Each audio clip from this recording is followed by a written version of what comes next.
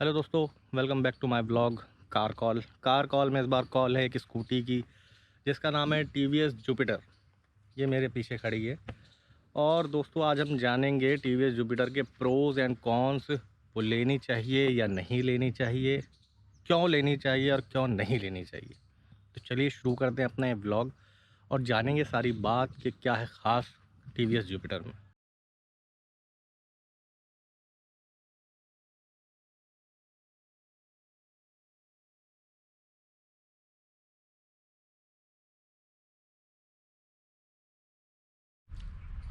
नमस्कार दोस्तों, मैं गौरव। ये आप देख रहे हैं कार कॉल में आज का जो रिव्यू होने वाला है वो है टीवीएस जुपिटर का। तो मैं आपको बताऊंगा टीवीएस जुपिटर आपको लेनी चाहिए या नहीं। तो बात करते हैं पहले कुछ स्कूटी की जो फेवरेबल बातें हैं, प्रोज हैं उनकी। स्कूटी में आपको मिलता है 6 लीटर का फ्यूल टैंक। स्कूटी में आपको मिलता है बूट स्पेस डिसेंट। हेलमेट के बाद आप थोड़ी बहुत चीज़ें कैरी कर सकते हैं। स्कूटी में आपको मिलता है self start, kick start. Scooty की सीट जो है लेंथ बहुत मतलब डिसेंट है। मैं अक्सर 3 लोग हम सफ़र कर जाते हैं, कभी कभी हालांकि इनलीगल है लेकिन कर जाते हैं कभी कभी इमरजेंसी में, तो उसमें कोई दिक्कत आती नहीं है। अब बात करते हैं इस स्कूटी के चलने के तरीके की, बिहेवियर की, कि कैसे ये चलती है। तो दोस्तों यहाँ पे ये स्कूटी बिल्कुल जो है थक जाती है, बूढ़ी महसूस होती है। अब जो 1 साल 2 साल हो चुके हैं इस स्कूटी को यूज़ करते करते, ये स्कूटी 60 प्लस अचीव करने में स्पीड को बहुत स्ट्रगल करती है। ऐसा महसूस होता है कि इंजन अब फटने ही वाला है। तो स्कूटी जो है मेरे हिसाब से यहाँ पे मार खा गई, बेकार है इस मामले में। स्कूटी की ब्रेकिंग थर्ड क्लास है। स्कूटी का जो बॉडी पार्ट मटेरियल है, जो मेटल इसमें यूज़ किया गया है, वो सब बेकार है, थर्ड क्लास है। जो कि मैं भी आपको दिखाऊंगा कि मैं ऐसा क्यों कह रहा हूँ कि थर्ड क्लास है।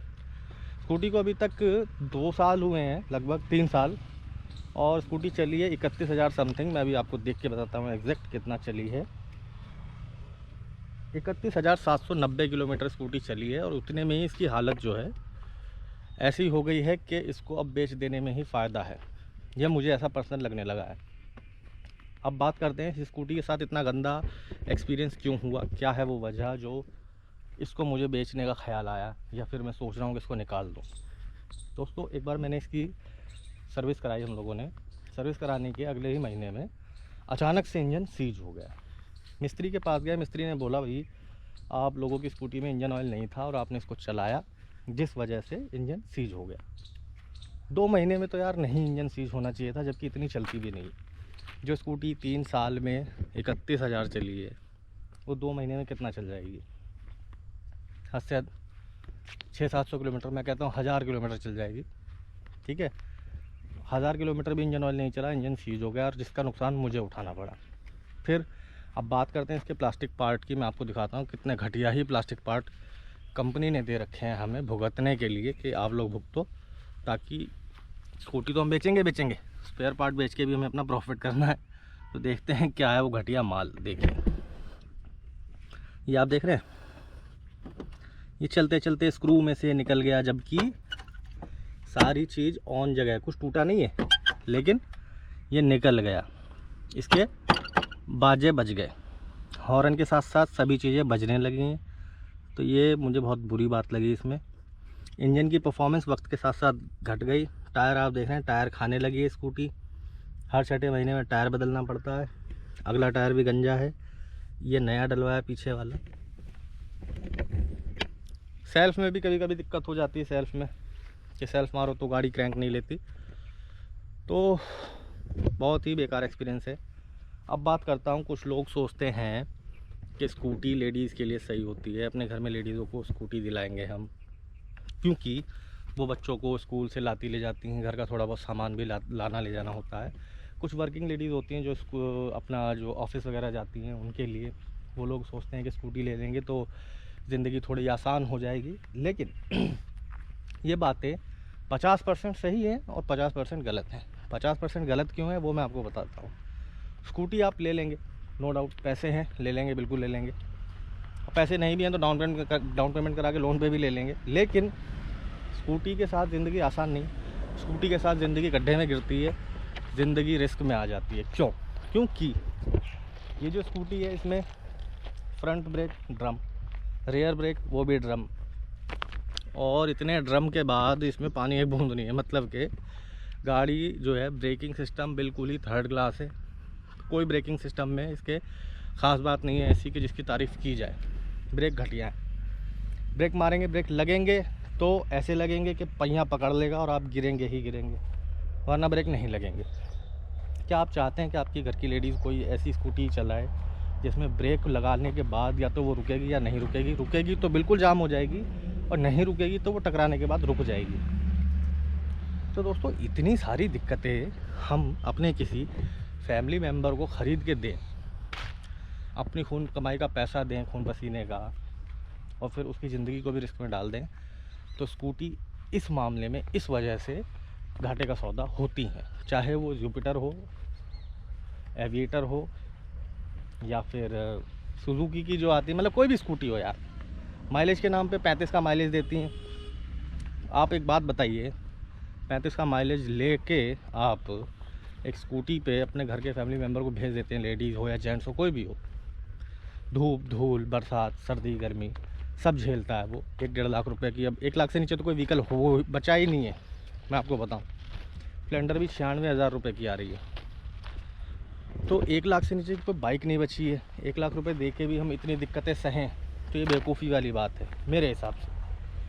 तो ये बेवकूफ़ी हमें नहीं करनी चाहिए। जब हम इतना पैसा दे रहे हैं तो क्यों ना हम कोई सेकेंड हैंड कार कंसिडर करें, क्यों ना हम कोई अल्टो या टाटा नैनो टाइप की गाड़ी ले लें, क्यों ना हम नई गाड़ी ले लें। अगर जिनको नहीं चलानी आती वो पहले सेकेंड हैंड लें फिर नई ले लें। स्कूटी आपको नहीं लेनी चाहिए। अब जो आज का सिनेरियो है इंडिया में, सभी एक्सप्रेस वेज जितने हैं उन पे टू व्हीलर बैन कर दिया, 10-20 हज़ार रुपये का चालान कर दिया। अब आप बताइए, आप टू व्हीलर, मान लीजिए आप पे सिर्फ टू व्हीलर है, तो आप एक्सप्रेस वे को यूज़ नहीं कर सकते। गलती से अगर चढ़ जाएंगे तो 20-25 हज़ार का आपका चालान हो जाएगा, जिससे कि आपको मोटा फटका लगेगा। खर्चा तो होगा ही होगा, और आप निराश भी होंगे, दुखी भी होंगे। दूसरा कारण ये है कि टू व्हीलर छोड़ के फोर व्हीलर की तरफ मूव किया जाए। लेकिन अगर आप ये कहते हैं कि भाई नहीं, हमें तो नीड है, हमें तो चाहिए ही चाहिए, बिना स्कूटी के काम नहीं बनता, तो मेरी राय मानिए, 1-1.5 लाख रुपए की ऐसी लाश खरीदने की बजाय आप लोकल यूज़ के लिए लीजिए ईवी मतलब इलेक्ट्रिक वाली स्कूटी, जो आपको आराम से 60-65 किलोमीटर की रेंज दे देगी लोकल काम के लिए, और बाहर आने जाने के लिए आप फोर व्हीलर की तरफ मूव कीजिए। क्योंकि स्कूटी बाइक में सेफ्टी नहीं है, धूल धूप सब चीज़ आप ही को झेलनी है, पैसा आप ही को देना है, मेंटेनेंस आप ही को करना है। तो इसमें कंपनी जो हैं आपको बेवकूफ़ बना के, उनका तो फ़ायदा हो जाता है, बाद में कस्टमर रहे ना रहे, बचे ना बचे, उनका कोई लेना देना नहीं।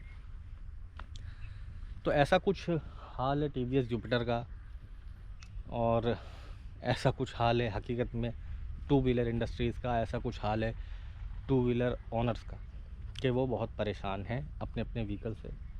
बाइक से तो लोग कम परेशान होते हैं, स्कूटी से ज़्यादा परेशान हैं। तो इसलिए स्कूटी की अगर आप सोच रहे हैं, स्कूटी बिल्कुल ना लें, किसी भी ब्रांड की ना लें। अगर मेरी बात माने तो पैसा आपका है, राय मेरी है। अगर आपको लगता है कि मैं झूठ बोल रहा हूँ, टीवीएस वालों से दुखी होकर इनके बारे में बुरा भला बोल रहा हूँ, तो आप किसी भी जुपिटर ओनर से उसका माइलेज, उसकी ब्रेकिंग परफॉर्मेंस, उसका मेंटेनेंस, किसी भी जो भी आपके नियर बाय में कोई चलाता हुआ दिख जाता है, किसी से भी आप क्रॉस चेक कर सकते हैं। क्रॉस चेक करना बहुत ज़रूरी है। अब जब आप क्रॉस चेक करेंगे तो आपको वो ओनर भी यही बात बोलेगा जो मैं इस टाइम आपको बोल रहा हूँ, कि टू व्हीलर में स्कूटी को लेना पाप है, पाप है, पाप है। तो दोस्तों ये इतनी ही जानकारी थी फ़िलहाल इस स्कूटी के बारे में, क्योंकि एक्सपीरियंस बहुत ख़राब है। इससे ज़्यादा तो फिर अब इसे गाली ही बक सकते हैं, और गाली बकना यूट्यूब के ऊपर मैं ठीक नहीं समझता हूँ कि किसी को गाली बकूँ।